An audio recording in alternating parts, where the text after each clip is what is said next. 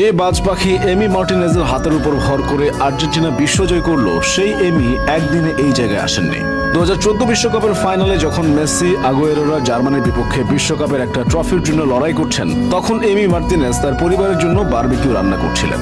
তার ঠিক 4 বছর পর রাশিয়া বিশ্বকাপের সময় এমি তার ভাইয়ের সাথে গ্যালারিতে উপস্থিত ছিলেন। সেদিন মেসিদের খেলতে দেখে তিনি তার ভাইকে বলেছিলেন, 2022 বিশ্বকাপে আমি দলের গোলবার সামলাবো, দেখে নিও। হয়েছেও তাই।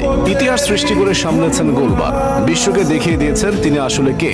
তার প্রতি করা সকল অবহেলা তিনি ফিরিয়ে দিয়েছেন জয়ের মালা দিয়ে। অথচ তার গল্পটা কিন্তু এত সহজ ছিল না। কৈশোর শেষে যোগ দেওয়া ক্লাব আর্সেনালে অবহেলিত হয়ে পড়েছিলেন তিনি।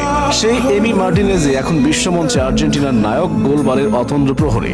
2012 সালে এমি যখন ইংলিশ ক্লাব আর্সেনালে যোগ দিয়েছিলেন, তখন তার বয়স ছিল সবেমাত্র 17 বছর।